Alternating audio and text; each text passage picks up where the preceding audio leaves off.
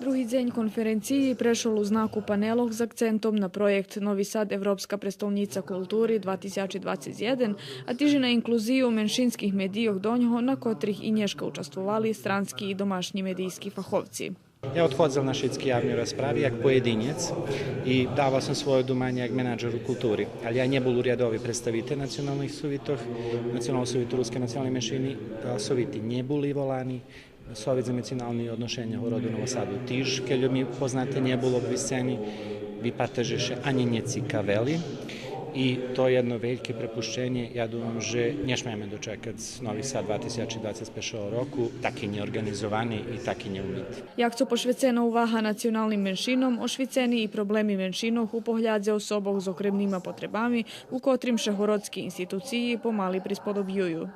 Na konferenciji bešedoval i hlavni i odvičateljni redaktor druhej programi RTV Atila Marton, kotri predstavil robotu hiži u kontekstu kulturnog diverziteta u medijoh.